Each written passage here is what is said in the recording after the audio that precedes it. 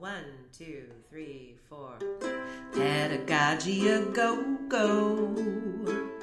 Pedagogy go-go-go. Hello, and welcome to Pedagogy a Go-Go, a podcast about college faculty sharing what happens in their classrooms and why. This is episode 3, The Evolution of an Educator, and we are your hosts, Gina Turner and Tom O'Connor.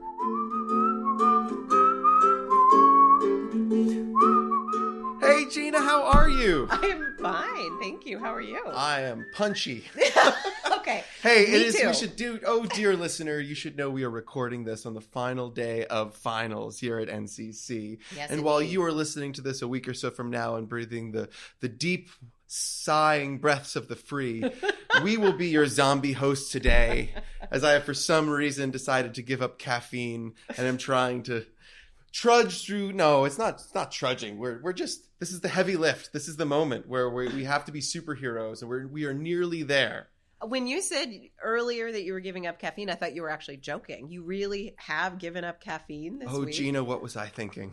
Wow. Whereas I've just become I'm mainlining caffeine this week. And I'm not usually a big caffeine person. It's self-punishment or self-sabotage. It's one or the other. I wish you much luck, my friend. So this will be my restorative session, our meeting today, and the chance to get to do this, because I desperately look forward to it. Yes. And to talk shop, to talk teaching. Yes. And so it's been a few weeks since we've gotten a chance to do this, and we like to begin by talking about something that we learned or something that surprised us. Was there anything that kind of popped in your life, that a moment you had that you want to share? Well, I tell you, you talked about being punchy. I agreed that I'm also punchy, not only because it's finals week, but because my husband and I just adopted a puppy, and I am running on very little sleep.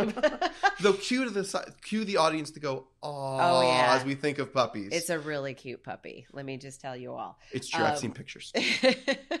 But we were talking a little bit about it before we started recording today, and jokingly, and of course, because I'm so tired, I don't remember who said it.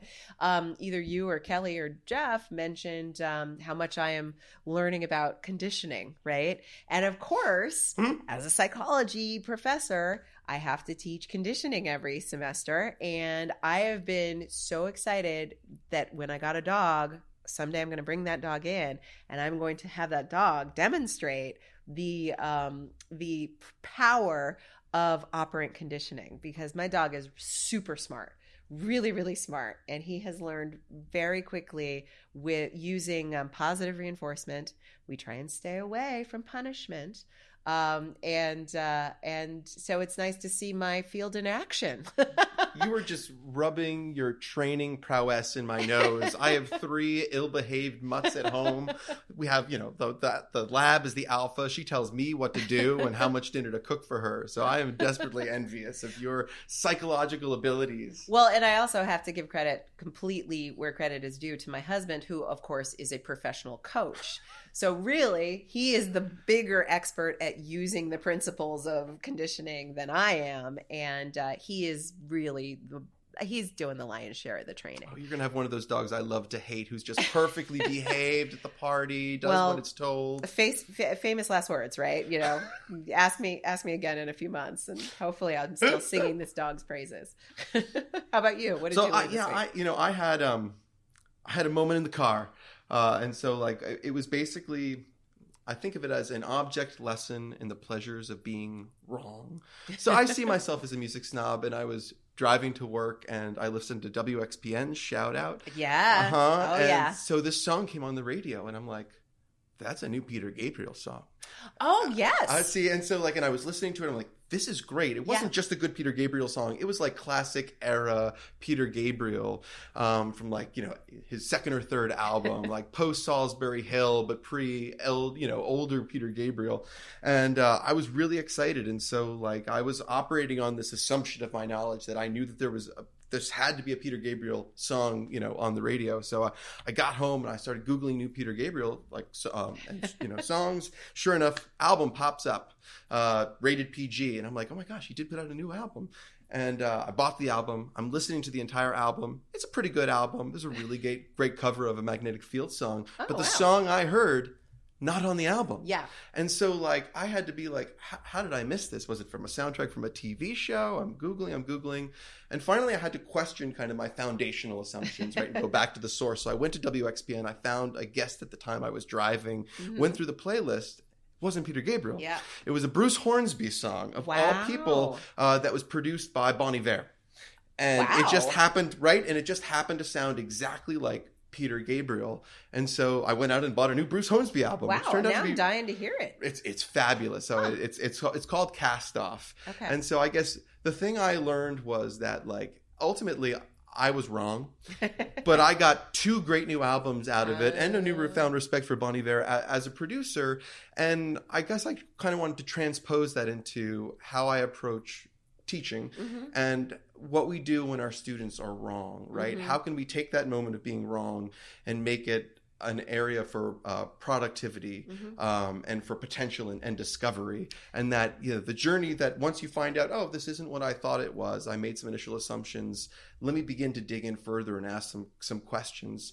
I think can produce more than than it just might otherwise. Absolutely. And when we're wrong, if I'm wrong in the classroom, and I'm wrong frequently, but it's such a great opportunity to model for the students how being wrong actually gives you this beautiful fork in the road where you can go off and explore a whole new territory that you wouldn't have explored had you stayed on the right path. So I think everybody needs to be wrong.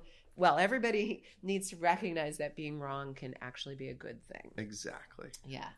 Excellent. So I gave you some homework. You did. So, and I some extra credit, if you will. Yes. And I asked you, if I recall correctly, to find a student story and bring it back today. So I was wondering, did you find a student story that you want to bring back and share today? Yeah, my problem was there were too many stories, right? Because then it was hard to decide, well, which story would I want to tell? And also, some of the stories are very poignant, and and of course that's an important reason why that extra credit was good for me, because it reminds me that we're really holding a lot of these students' stories and their lives in our hands as instructors. A lot of times they will share things with us, either stopping after class, or maybe they'll raise their hand and share it during class.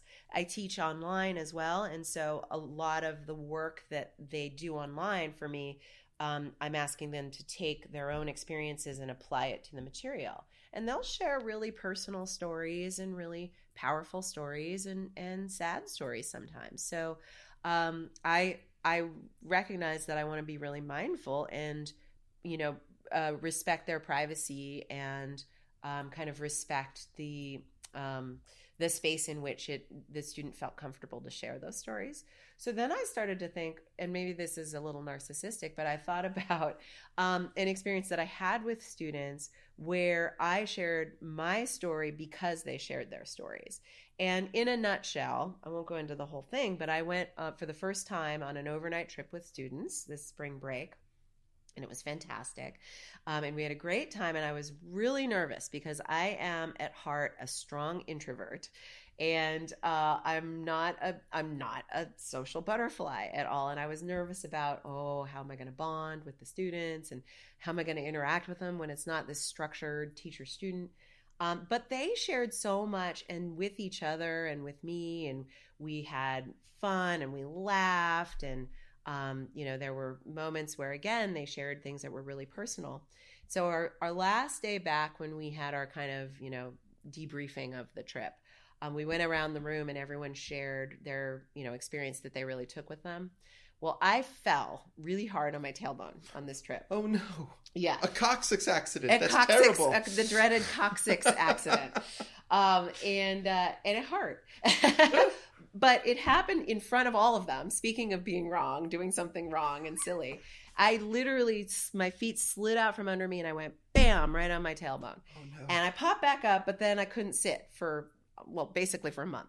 But I said to them, it was a wonderful trip, but one of the things that really is sticking with me is I'm really glad I fell on my ass in front of all of you, because it's a human thing to do.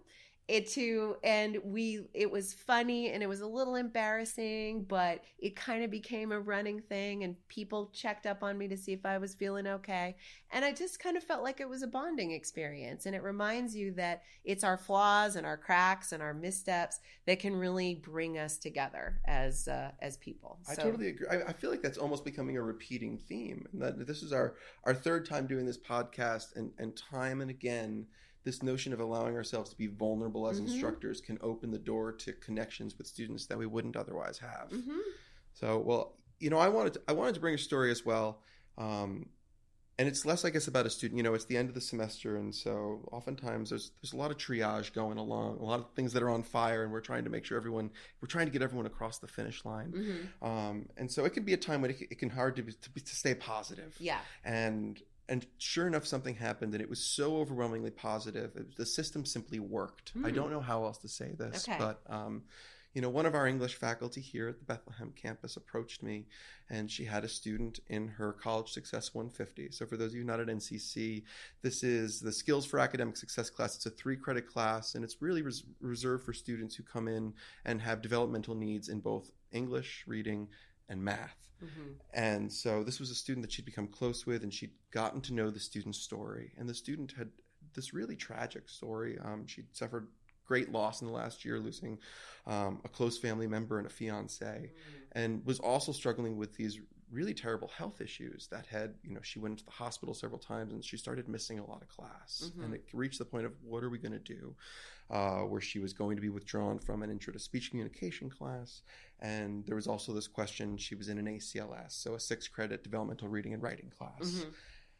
And this teacher said, will you meet with her? Because she was taking these classes. She was taking the College Success at the Bethlehem campus, but the remainder of her classes were all at my campus, at the Monroe campus. She said, could you reach out to other instructors? Can we build a network of support for this student? So I met with the student. I talked to her other instructors. I worked with 2 people, a counselor, and then our associate dean, Belinda Austin, and everyone kind of came together.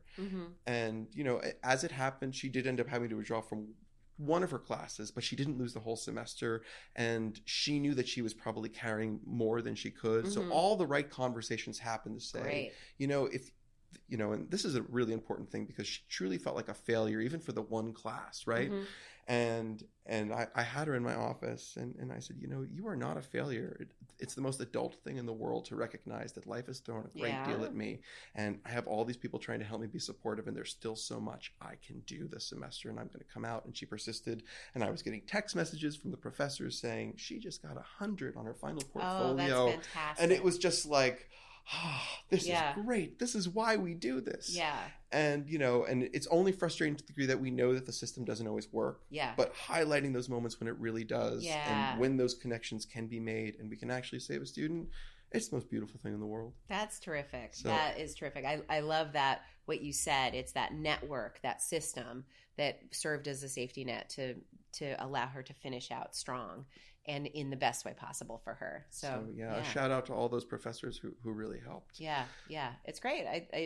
I love the reminder that we really are a community at Northampton. Absolutely. For sure. Well, speaking of great and supportive professors, our guest today, Charlie Rinehimer, he's been here at NCC 25 years, and I'm so excited to have the opportunity to speak to him today. He's someone I've known in a limited capacity, so dear audience, I'm going to be sitting next to you, finally having a chance to really sit down and have a meaty conversation with Charlie about his teaching, because I've heard about him from so many students, current and former.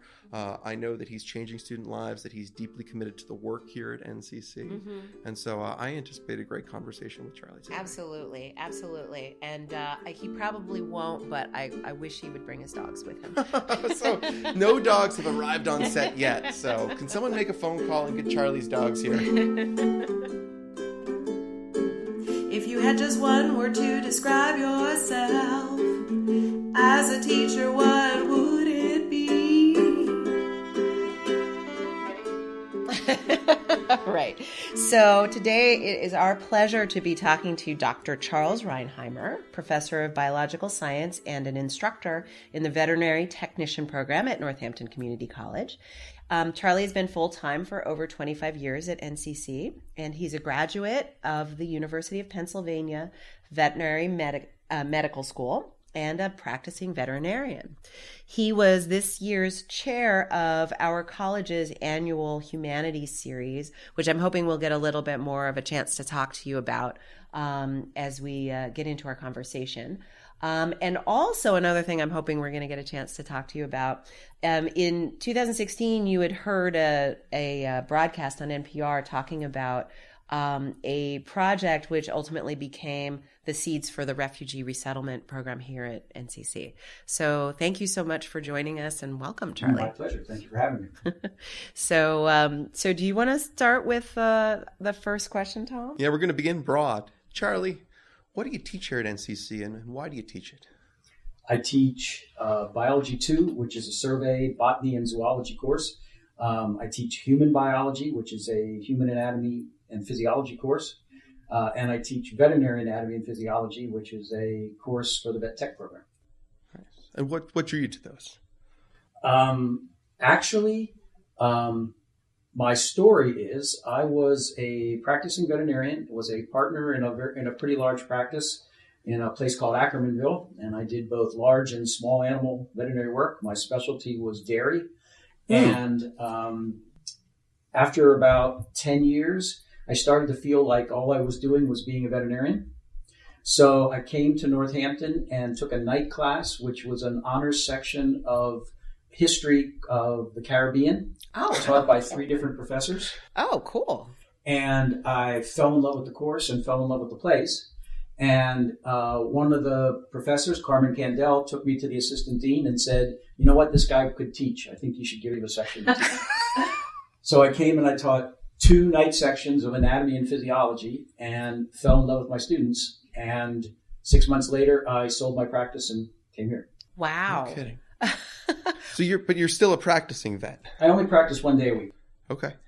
Actually, 1 night a week. Okay. And I just do small animals now. No, I just want to know, not dairy anymore. I still have the 1 beef herd that I work on. That's great. So it was completely sort of serendipitous. You just thought, hey, I want to do something fun, take a class, and the teacher saw something in you that made her think that you would be a good teacher. Yes. Wow. Yeah. Well, that brings us to our next question we always ask on our little podcast here, which is, and maybe this would be a word that she would have used to describe you as a teacher, something she saw in you. But is there one word that you could use to describe yourself as a teacher? Journeyman. Ooh, can you say more about that? Well, I feel like even though it's been 28 years, I'm still working on it and I'm not getting it right. So it's like tuning in a radio and you get just right up to the right frequency, and then they change the frequency on you and you're starting over again. Oh, yeah. And that's how it is over the years. The students are constantly changing, so you've got to be changing. And so you think you've just about got this right, and then it's not. That's such a perfect analogy, too, because you're in the car and you're on the road, and so then the scenery is changing. Everything is changing around you, even as you're still trying to dial into where you were before last semester. Yeah, that's great. Can you identify one way that you think that you see yourself as having changed as an instructor on your journey? Yeah. I think I'm a lot more sensitive now to the students that are in my classroom because they're becoming so much more diverse that I feel like I have to react to that diversity more. And so I think I have to be more attuned to different learning styles, different backgrounds, those type things. I think 28 years ago, the classes were much more homogenous. And so it wasn't quite as important to have to do that. But now you do. And so I think that's been the biggest change. And a change for the better. I was just going to say, how has that diversity enriched the classroom? Wonderful. It's wonderful. I mean, to be able to tap into those things, to have a student in my last class when we're talking about reptiles tell me that when she grew up in Sri Lanka, when they came home from school, their mother went out in the backyard and combed for cobras before the kids were allowed to go out and play. Wow. And so, to get that kind of stories in your classroom is remarkable. I mean, that's what makes it interesting. Yeah. Well, it's so interesting because you said that you started to feel like all you were doing was being a veterinarian. And I had a lot of fun Googling through our website and just kind of refreshing my memory on all of the things that you do, because you're a farmer, you keep bees, you are a nature traveler and photographer, and took a trip to Africa. Was that last summer? No, 3 summers ago. 3 summers Africa ago. twice. Okay. All right. Do you think that part of this, broadening out from just, quote unquote, just being a veterinarian has been in conjunction with experiencing these different students over the years and this diversity of students. Is that question making sense? Yeah, makes perfect sense. I think that's true. I think it really is true. Not to get personal, but the other part of that was my wife had progressive MS for 22 years. And so I was her caretaker for all of that period.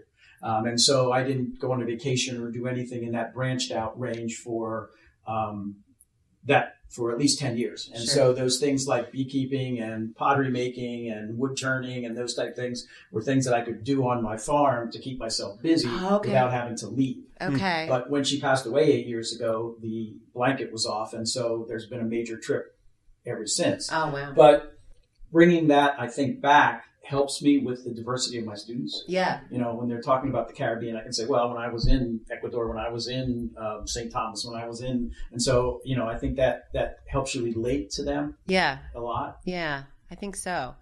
The other thing you said, and I'm very sorry, to hear about the loss of your wife, but the other thing you said is even when you were more tied to home, you were still exploring. You were still finding different outlets and different things to spark your interest and new things to be a journeyman in to a certain extent. Do you feel like that also helps you? The fact that you're always learning helps you to relate to your students? Yes. And I think that whenever you pick up a new hobby, or for example, there's a whole series of vocabulary that goes along with that hobby that you didn't know before. Oh, yeah. And so when I'm talking to my students, I'm like, okay, if you're going to be a doctor, or if you're going to be a doctor, or if you're going to be a nurse, or if you're going to be even a radiologist, there's a series of terms that you're going to have to learn. It's a whole new vocabulary. And so regardless of what you do, you've got to expand yourself and learn that vocabulary. And I even tell my human biology students, I say, you're going to learn about things like different parts of the body and those. The next time you go to a doctor, use those and see how different the reaction is. All of a sudden, they're taking you a lot more seriously. And so, I think that's an expansion that students do. And whenever you try something new, you learn that whole new vocabulary. I love that point because it's something that I find myself saying to my students because the terminology in psychology can be so dry. And oftentimes it's these sort of words that we use more generally in regular conversation, but that have these really specific meanings in psychology, like attachment. And I say, it's just important for us to have the same vocabulary so that we know what we are talking to each other about, right? So, and to your point, right? And so that when you go to the doctor knows, oh, I can actually go maybe a little more deeply into this because you seem to understand this terminology. And it's nice to remember, too, how uncomfortable it is when you're learning that new vocabulary. I always use I thought I knew what being an English major was about, after graduating with my bachelor's. And when I went to graduate school, there was a whole new lexicon that I had to lose, words I'd never seen in a different way of speaking.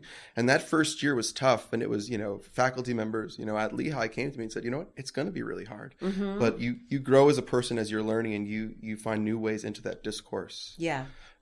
Charlie, it's funny. I was so excited to sit down and talk with you today because I don't get to see you often because my role primarily keeps me at the Monroe campus.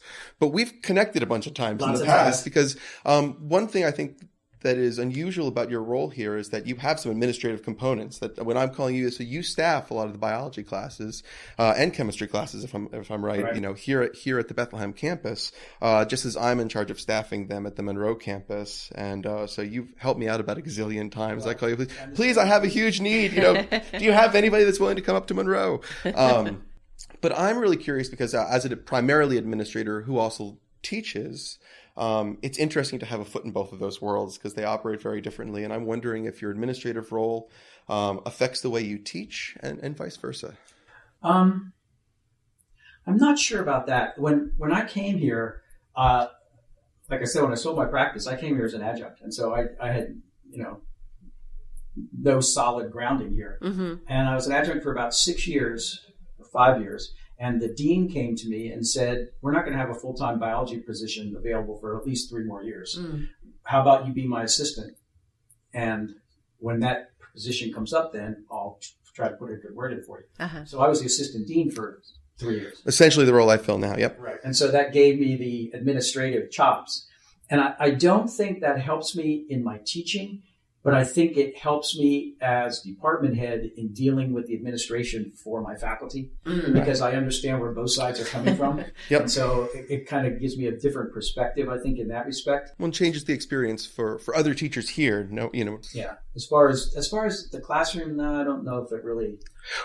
I guess I was thinking in terms of, and maybe, in my role as assistant dean, I have a lot of students that come to me seeking support and things like that. So it does reframe, I think, sometimes for me in the classroom, kind of hearing those student sides in a way that we don't always hear in the classroom. That's true. Yeah. So and their complaints. Yes, very much so. This is actually a really hard time of year because as we get to the end of the semester, I have to remind myself that I'm only seeing a narrow view of our students because everyone's coming in with issues that they've had as grades are about to come due and anxieties rise, and it seems like every 10 minutes there's another issue coming up to the surface. Right. And that's just unfortunately they don't come to my door when they've had a wonderful experience with a professor to knock and be like, hey, Mr. Assistant Dean, I want to tell you how great sometimes they do, and I absolutely love that. That's good. That's good. At least a couple of the times they're coming to see you, it's for good reasons. Well, talking about the administrative stuff and sort of having to coordinate biology faculty, kind of brings me to ask you about coordinating the NEH grant. And just to sort of clarify for anyone listening to this who isn't familiar with NCC, we have a yearly funded grant that is funded by the National Endowment for the Humanities, that allows for a faculty person or persons to create programming on a topic for the year. Does that kind of cover it? And so what was that like? Your topic was humanity's best friend, dogs and the human saga. And I have to say, I went to as many of the sessions as possible, especially if there was going to be a dog there. And they were fantastic, culminating, of course, in our special guest, Dr. Temple Grandin. So what was that whole process like? It was an incredible year. It was great. And it is interesting because it started as simply a mind exercise. When Dr. Bugegas sent out the request for topics for the NEH grant, I immediately thought, well, I'm a science guy, so I'm not doing that. And then I thought, well, if I was going to do it, what would I do? Yeah. And so I just thought, well, what could we incorporate that would bring as much of the campus as possible together?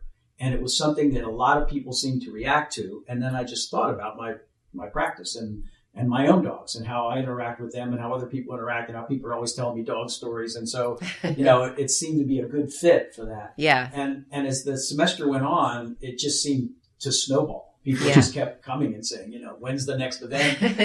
Are there going to be dogs there? And then when Elizabeth was able to get Dr. Grandin, that was just the icing on the cake. Yeah. So it was a great year. I'm going to miss it. I'm going to miss the year. Yeah. Yeah. That's great. Yeah. It was fun. And Dr. Grandin, and again, I guess just a tiny bit of background for anyone listening to this who isn't familiar with her. She is an animal behavior expert. She also has autism and is a very vocal, advocate for people who have autism. And then we were talking before the podcast thinking, if we're talking about autism, we should probably put a definition on the table. And so the one that we sort of crafted along with Jeff, is autism is a disorder, that primarily focuses on social and communication deficits. It can involve some cognitive deficits, and oftentimes the behaviors are really restricted and really repetitive and really focused.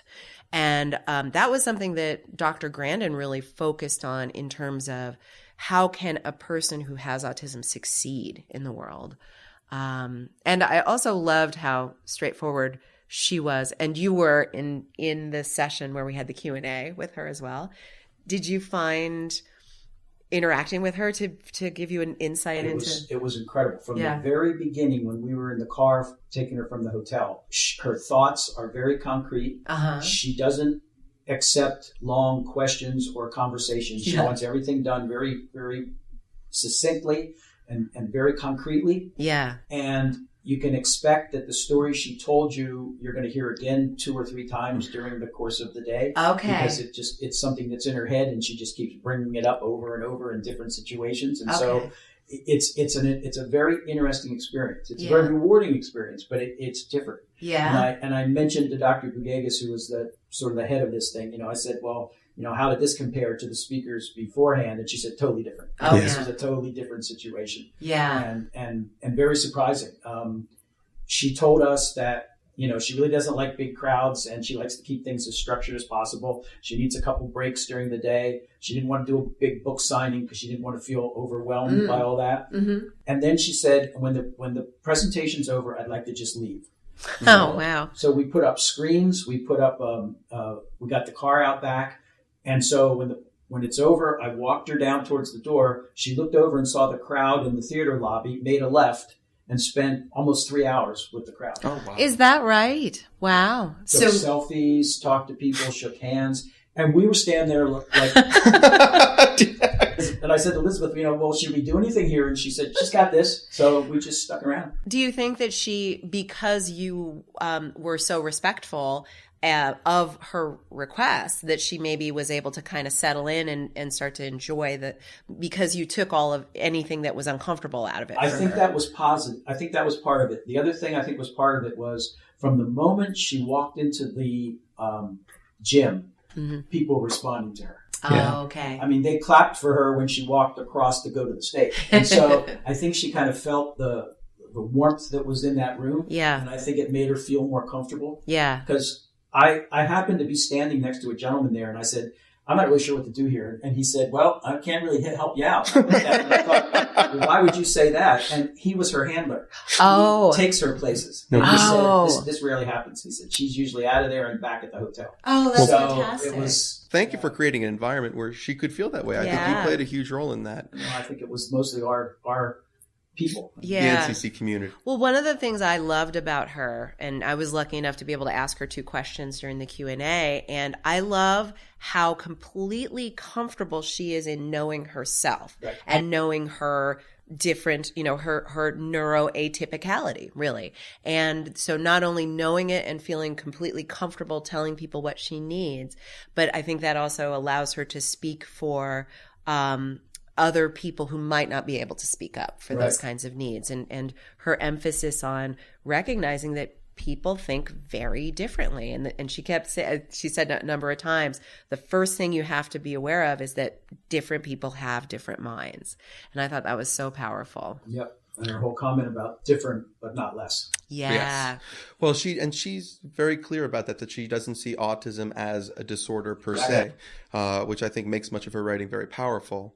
One question I did have, though, is you were talking about her request about cordoning off and asking that she not have certain interactions. Essentially, what she gave you was the list of accommodations that she was requesting, just as we have accommodations for our students. And one thing that struck me during Temple Grandin's visit was I was left with the question, are we doing everything we can here at NCC to support our students with autism who are on the spectrum? After that talk, I went back to my classes and I just sat there and watched the students interact. And I thought, that one's probably a little bit on the spectrum. That one's probably a little bit on the spectrum. That was definitely on the spectrum. And so, as she was saying, there's so many people that are on the quote unquote spectrum. And so, I think that, I think we have to recognize that first and then maybe be a little more patient or gear our teaching a little bit more to those students. Yep. I mean, maybe the student that asks the annoying questions over and over and over again is part of that population. And so instead of seeing them as something that's annoying, we should see them as someone that has a challenge that we have to try to help out. And so I think that's definitely part of it. I think supporting some of my students who have been on the spectrum has actually improved the classroom experience for other students in the class for things that were really important to them and that they clearly communicated to me, as simple as updating a syllabus if you missed a class for a snow date so that they knew exactly when things fell. And, and because I wanted to be considerate and said, sure, I'll get it up on Blackboard, let me do that. And yet all of the students benefited from that, asking clarifying questions on an assignment. So in choosing to see them in the classroom as a potential strength. Yeah, absolutely. I think that's true. And I think because we do know that we're seeing more diagnoses of autism, and of course the diagnosis changed in recent years, And I feel like she started to touch on that too, that Asperger's was taken away as an official diagnosis. And that has been some cause for controversy in that community, in the autism community too. But I think and so I guess sort of speaking as a non-clinician, right? So I'm not saying you were diagnosing anyone in the classroom, but just recognizing again that we all have these, you could call them symptoms if they start to stand in your way, but that anything that we diagnose as a disorder is really just elements of human traits and personality and behaviors that can sometimes cause the person a challenge if they're not flexible or if it becomes too extreme, but that we all have them. You know, when we talk about disorders in my intro psych class, I say, we've all hallucinated. You know, who hasn't walked down the street and turned because you thought you heard someone say your name, right? It just means that you're perceiving something that isn't based on a real thing, but we all have all of these things. And so I think any reminder, like you're saying, Tom, that just clarity and a willingness to be open to new approaches to things in the classroom really is going to help all students, I think. And we don't need to approach it in a diagnostic manner. I Yeah. think too. No. You spoke to this, Charlie, I think actually in talking about your journeyman teaching style and how it's changed. And you were saying that over the years, you've become more sensitive to acknowledging the individual differences between your students and their needs, and whether someone is on the spectrum or not. I think we can all be sensitive to that. Mm-hmm. You know, talking about students, so, I mean, we've all been students, and you mentioned that it was being a student that led to your path of being a teacher.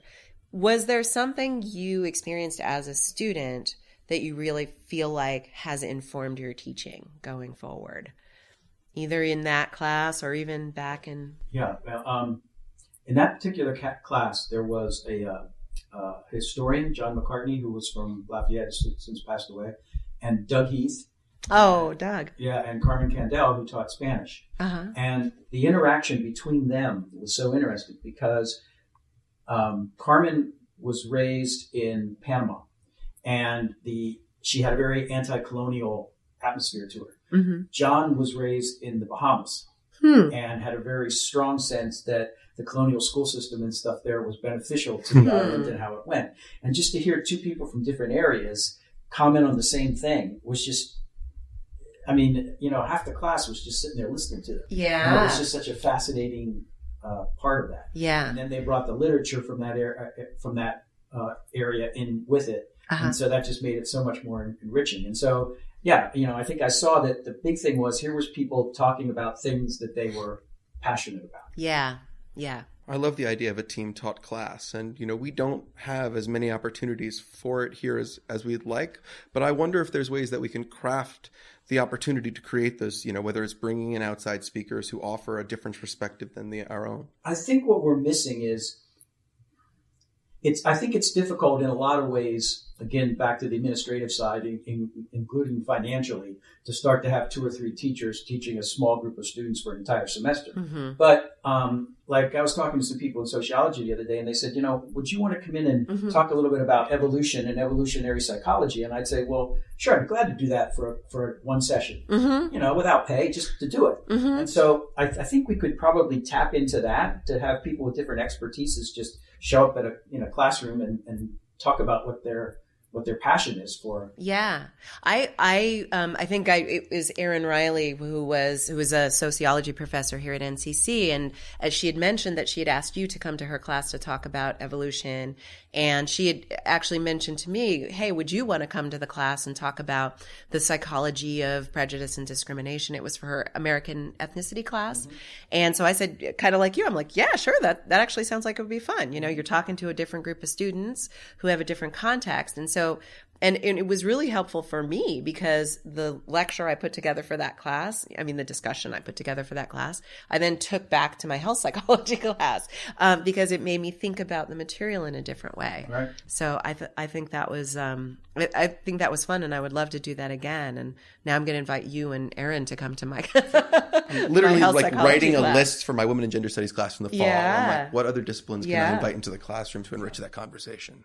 And this actually reminds me and brings me to, so oftentimes we ask, what we have asked our visitors to our podcast to talk about an assignment that you've done in your class. And you sent something that is very close to my heart, where you talked about, you do a lab talking about skin color and the evolution of skin color.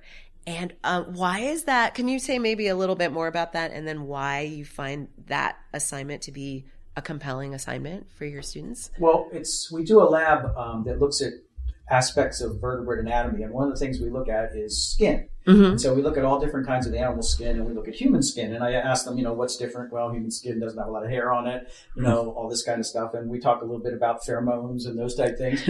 And then I say, well, what else is different about skin? And they're hesitant. Yeah. And I say, well, color. Look around this room. Yeah. The color of the skin is different. And they'll get a little bit quiet. And I'll say, well, why? Why is it different? Why do we have different races? What is different about that? And then I'll go in to explain that the two things the skin does is, first of all, it protects us from ultraviolet radiation, which is damaging to DNA, by producing melanin, which blocks the ultraviolet light. But it also produces vitamin D when ultraviolet rays strike cholesterol derivative molecules. So you need those two things. You need protection from UV light, and you need some UV to make vitamin D.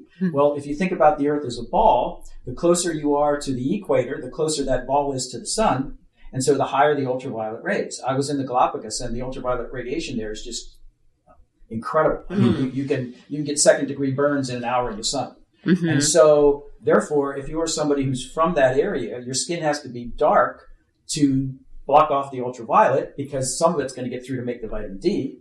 But, and this is the part they also kind of cringe at, I say, since we all originated in Africa, and we all started with dark skin, as the people moved closer to the poles where the ultraviolet radiation was less, the skin had to lighten to allow more ultraviolet light in to increase the amount of vitamin D. And so, therefore, there is no such thing as race as far as biology is concerned. We're just talking about organisms who have adapted to their environment. And so if you look at the DNA, it's identical. I mean, it's essentially identical. Yeah. So we're looking at a physical characteristic where animals adapt to their environment that gives us what we call race. Yeah. And so what I tell them is, as far as inclusion and that's concerned in the biology, we don't worry about that, because we're all one species. So we don't have to think about that. It's when you get into sociology and psychology and those classes that you're going to talk about race, because that's where race developed. Yeah. Yeah. I love that assignment for that reason, because I think we as human beings love our taxonomies, regardless of the culture we come from. And we like to form groups, and we've done so culturally and sociologically based on gender, on race, religion.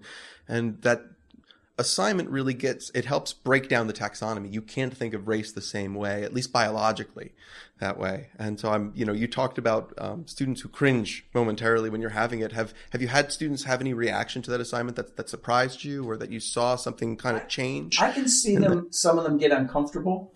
Yeah. And I never push evolution in my classroom. What I tell the students is, I'm going to start simple and work more complex. You got to let me do that, because that's the only way I know how to do this. And so if that's uncomfortable for you, you just got to take it in that frame. But when I start really talking about human evolution and all the facts that show that humans evolved in East Africa, I have some students that I can see are getting a little bit tense about that.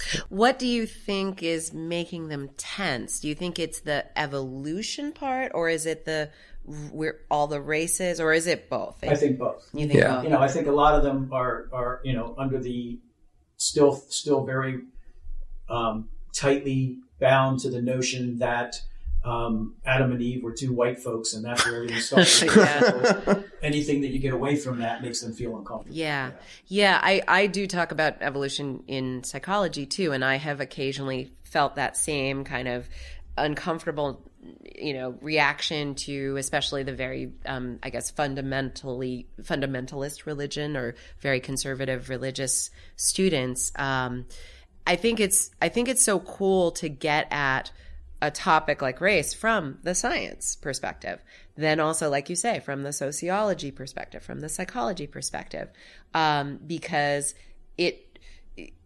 we were excited to have someone who was a STEM professor, because we've only talked to the liberal arts professors so far. But do you feel that teaching something that is more Well, I mean, I think we've already seen that it's not cut and dried necessarily. I guess I don't know if I have a question. I guess I'm just really thinking about the fact that when you're teaching scientific facts, you still might have people who question those facts. Oh, yes. Yeah. Yeah. Oh, yeah.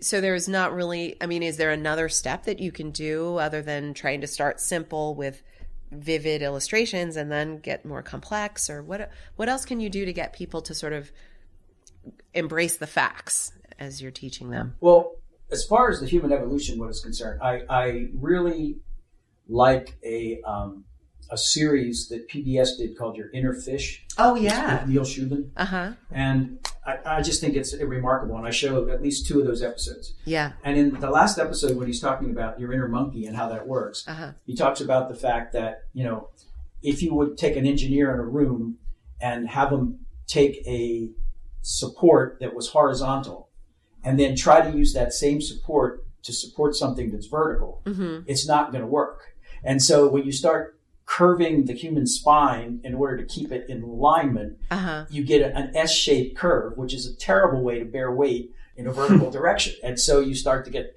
80% of Americans have back problems. Oh, yeah. and so, I don't say anything about evolution. I just state that fact. Right. But, the reality is you're taking something that things were suspended from and now having it support the entire weight when you move from a tetrapod to a bipedal animal. Oh, and yeah. so it's terrible engineering. It's and so, and I leave it at that. Right. Right. And so, but that's enough to disrupt, I think, whereas I think your previous assignment disrupts some of our notions about race, and even our practices of othering people from different races. That almost disrupts an understanding of how we often think of ourselves as human beings, as if we popped into existence, have always been this way, and are built as, perfect creatures, if you will, the top of the food chain, Right.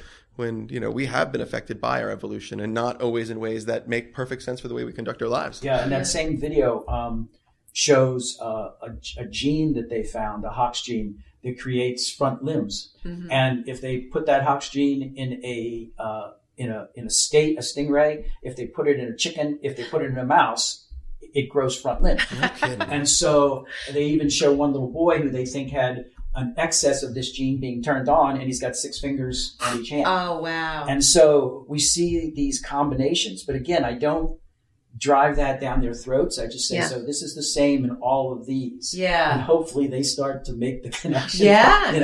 Because it becomes pretty hard to refute. Yeah. And to ask you questions. I can't imagine confronting that as a student and not wanting to learn more, not wanting to ask more questions about it. Right. I mean, and talk about not only talking about something with passion and that's vivid and that they can picture, kind of like Temple Grandin was saying, but also it relates to things they know. It completely relates to their own experiences of like, oh yeah, my mom has back pain, or yeah, my dad has back pain. All of those, I have back pain, so I can relate.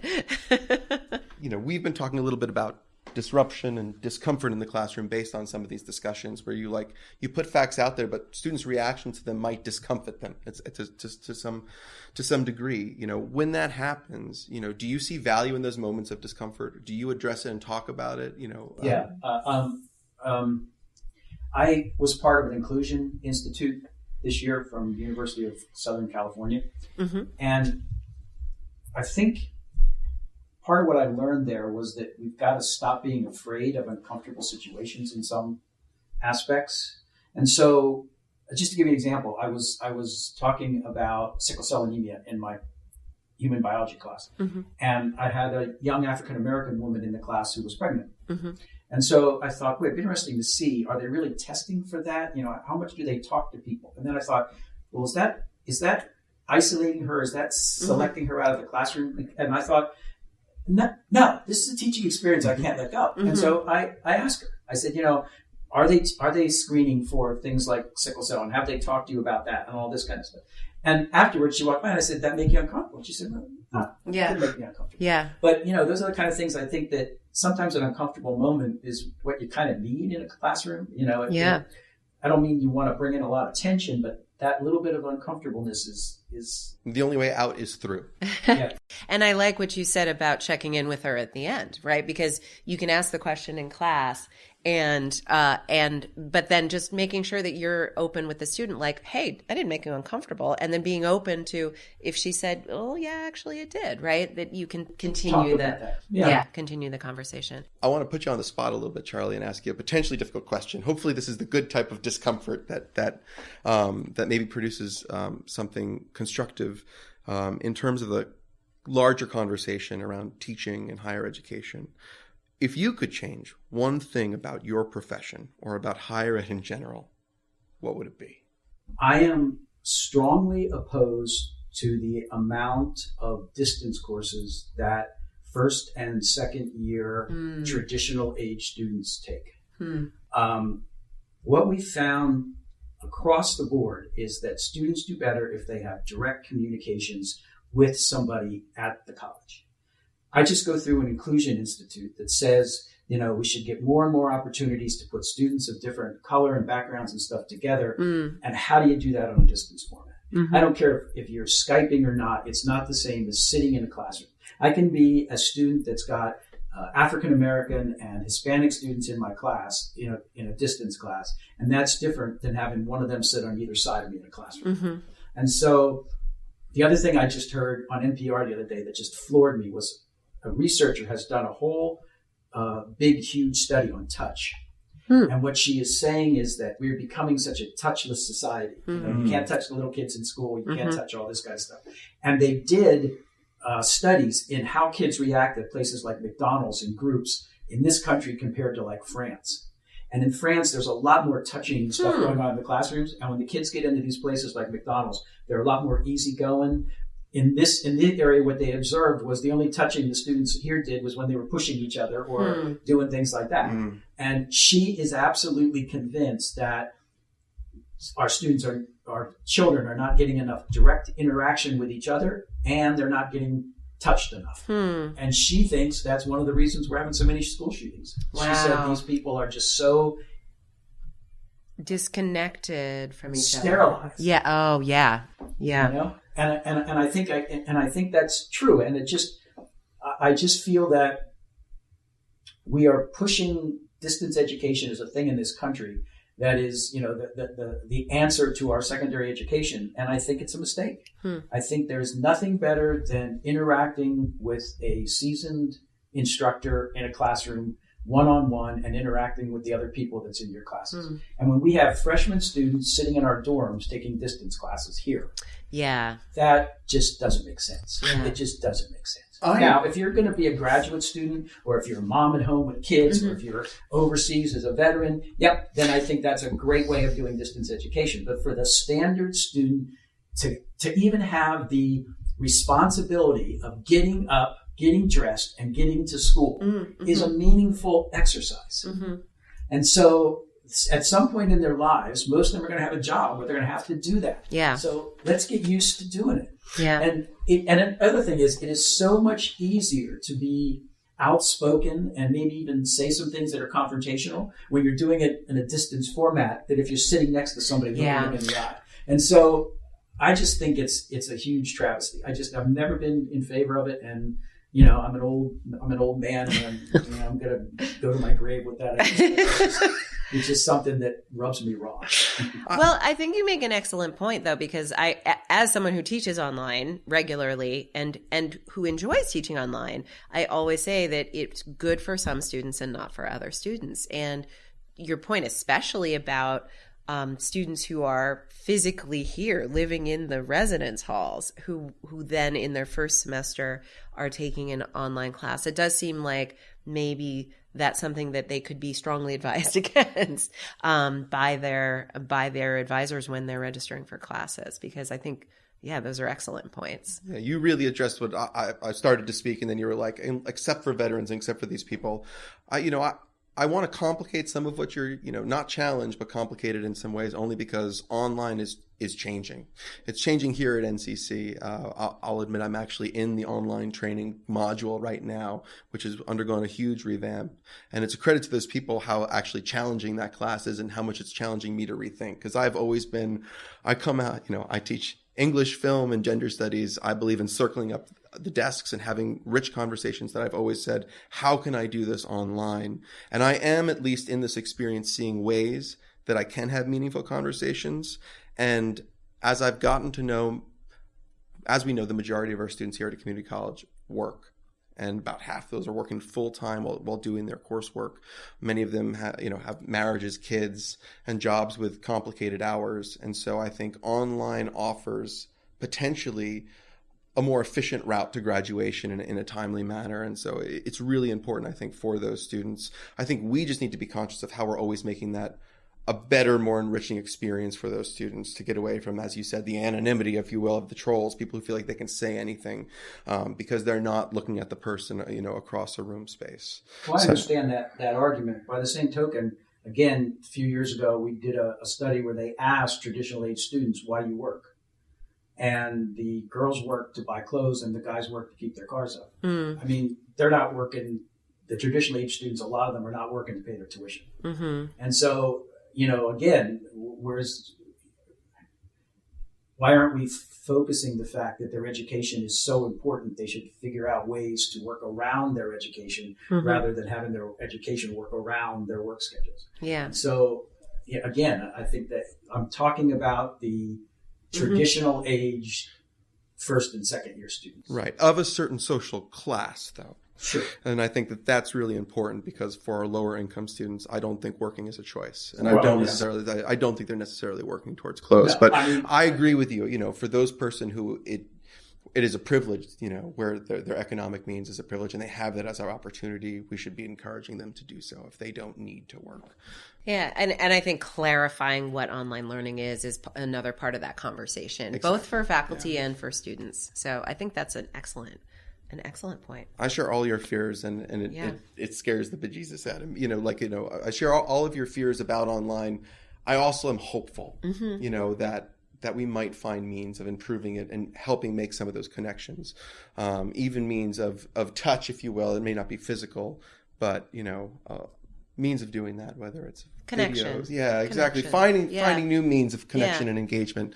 And so I'm hopeful. Well, we're going to we have to wrap up soon, sadly, but we're going to take a little bit of a left turn from hard left. Yeah, we'll hard be left. Beyonce and go to the left. To the left. Thanks, Tom. Thanks for lightening that up, bringing the music to it. So we like to ask if you would be willing to share we started calling it a guilty pleasure, and then I argued that there's no guilt. If it's pleasurable, then there should be no guilt. But a guilty pleasure that maybe we don't know about you, those of us at NCC who know you. Oh my gosh, I've got tons of those. I figured you are a Renaissance man.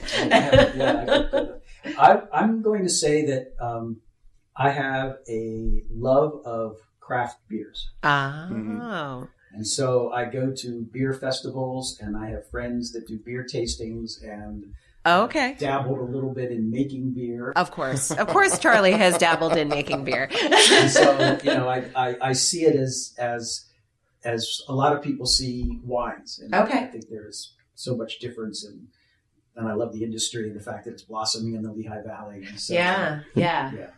There's a great place in New Hope that we went to a couple weekends ago, actually, and I'm not going to remember. I'll let you know what it was, but they did tastings. They did flights of beer, and it was really good, and it was a lot of fun. Yeah. Well, if that's a guilty pleasure, I am guilty as charged. Charlie, thank you so much for being My here. pleasure. It's been a fabulous conversation. I've so appreciated the opportunity to get to know you better, it's everything you've done for NCC over the last 25 years. I think you've been here you've helped make this place an extraordinary place to work and been doing incredibly good here. So thank you. Pedagogy a go-go. Pedagogy go-go-go. Hey, welcome back, everyone. I guess, why am I saying welcome back? You've been here all along. But it's been a few minutes for me as we've had a chance to really to chat about what an amazing opportunity it was to sit down with Charlie. We began this episode by talking about Gina falling on her ass and her coccyx. And it's, it's my understanding as a non-scientific person, it's a bone in the body that was at once part of a tail that we don't really have any use of, except for the fact that when we fall on it causes incredible pain and discomfort. None of which our conversation with Charlie was today. It was actually a rich and wonderful conversation. But it really was about, I think, him speaking. He began by talking in one of our first questions about how he has evolved in his teaching style, which really spoke to me in terms of, as our student body has grown increasingly diverse, Charlie's felt a real need to be sensitive to the individual differences and needs of our students. And I think spoke really eloquently about how that has changed the way he operates and is effective in the classroom. And that speaks so much to so much of what we talk about on this show. Mm-hmm. I really appreciated kind of his POV as a scientist. Both of you, you and I, we come out of the humanities in terms of our disciplines, and to have someone, humanities and social sciences. Yes. Sorry. No. That's okay. I was going to correct you later. You were going to correct me later. So I said, let me correct it now. I come from the humanities. Gene is from the social sciences. But Charlie is firmly rooted within a STEM background. He's a scientist, and it is about teaching towards this idea of objective truth and facts, which is something that sometimes we're wary of in our own disciplines as we talk about the culturally constructed nature of things like race. And, having the opportunity for him to talk about the way he reframes race in his science classes through assignments in terms of skin color is so vastly different than the way we're used to talking about it. And for me, it made me be really thoughtful about how I'll address it in the future, and he connected that in interesting ways to his earlier experiences having these team-taught class, where he had teachers from multiple disciplines and very different perspectives on a given topic. Mm-hmm. And what a wonderful experience that was. And, going forward, I know both of you and I got excited and say, hey, what other voices can we bring into our classrooms to enrich the dialogues that that are happening? Yeah, I want to touch actually just briefly on the way in which Charlie framed the biological basis of skin color, because I think it also ties into something we talked about last week too, which is this interpretation. There are terms, there are. In this case, we're talking about sort of the way cellular processes work, right? So we are talking about scientific facts.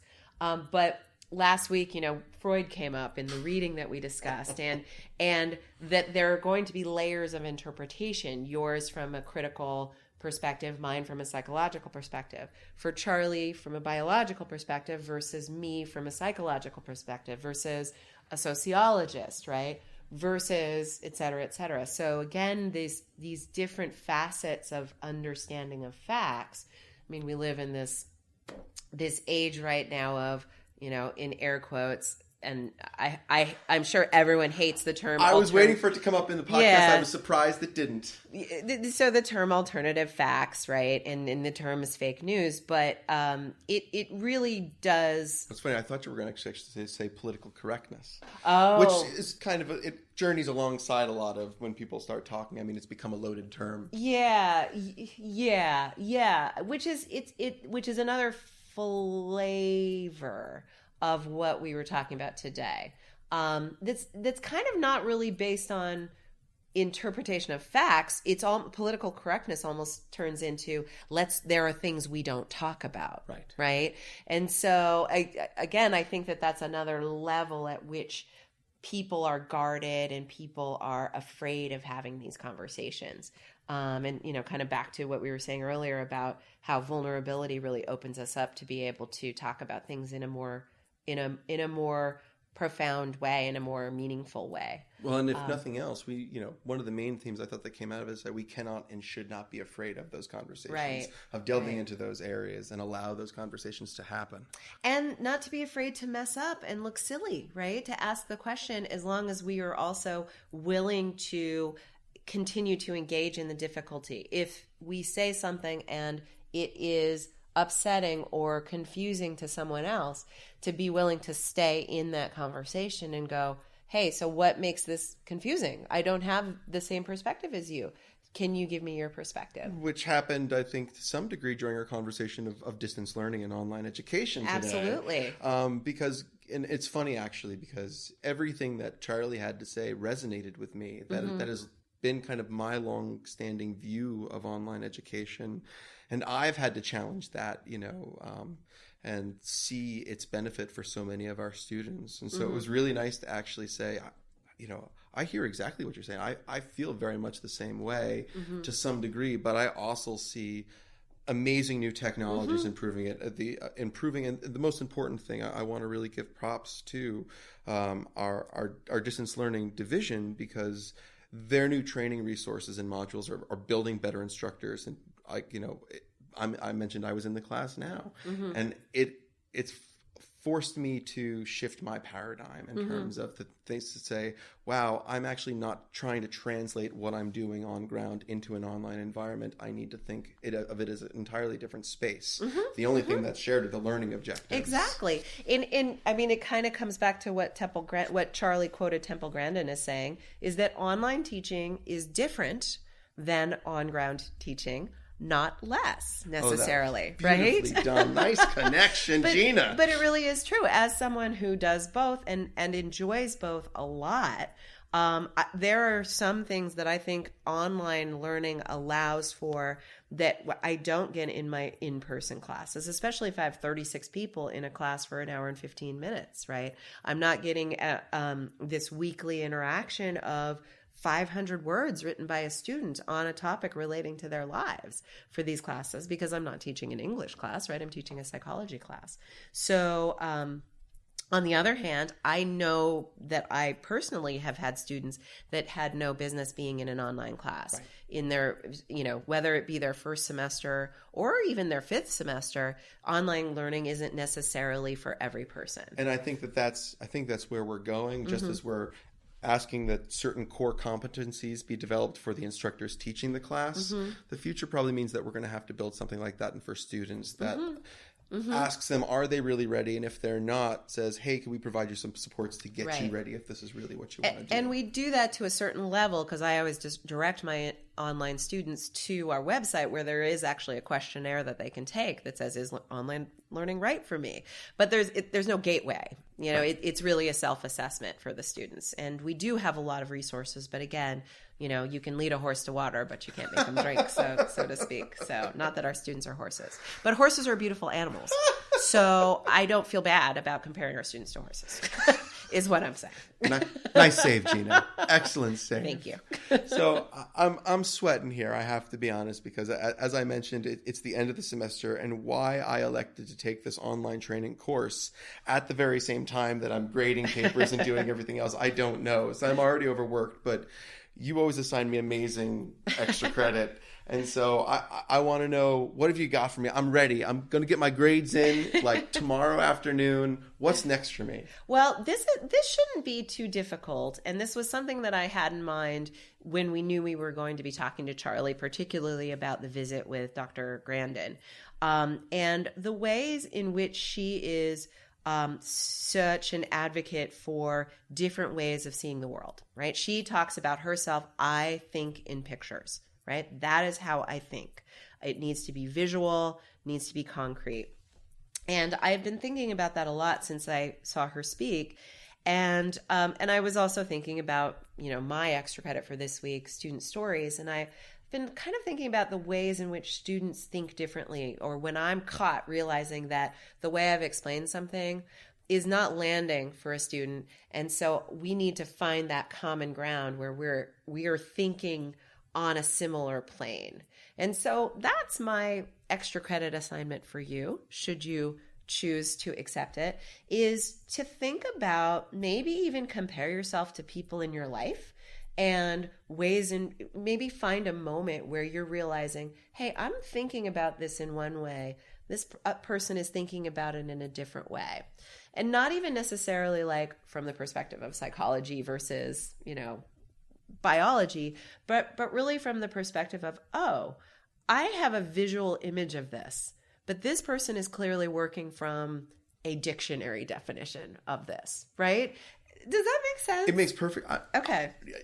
Dear audience member, you can't see me, but I'm like, I love this idea. My whole face. I'm doing my best Kelly Allen impression where he goes, love it. And I was just listening to what you say because all I'm thinking is my wife Becca will love this. This isn't going to just make me a better teacher, but a better person. You're asking me to move outside of my own mindset. Excellent. She'll be a better communicator in my marriage. She'll have to buy me a drink. she would happily do that. So that is exciting, and I am up to the task. Awesome. I'm looking forward to it. I don't think it's going to be an easy one. I think by design.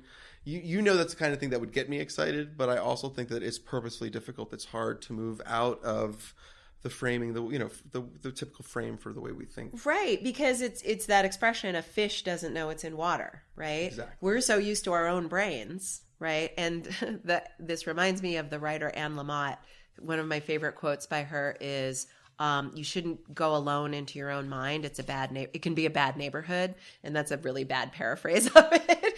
But we're so used to our own brains and our own neighborhoods that it can be wild to realize not everyone's brain is the same layout, right? Well, I was just thinking, I was flipping through my notes to find, because I wrote it in my notes because Charlie was talking about that series, Your Inner Fish. Yes. So this will be my inner fish that is going to learn that it's in water. Yes, exactly. Exactly.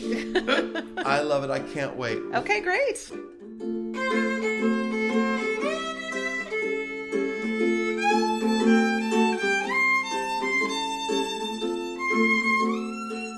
Hey, thanks for listening to Pedagogy A Go-Go, recorded in the Center for Teaching, Learning, and Technology at Northampton Community College in Bethlehem, Pennsylvania. Our podcast daydreamer/showrunner is Kelly Allen, and Pedagogy A Go-Go is produced by Jeff Armstrong. If you've got any questions, please send them to pedagogyagogo@gmail.com. Our social media handle is at pedagogyagogo, and you can stop by our website at www.pedagogyagogo.com for copies of podcast transcripts, guest assignments, and other useful tidbits. Keep in mind there are no hyphens or dots in any of the above web addresses. Until next time, this is Gina and Tom saying, take care and teach well.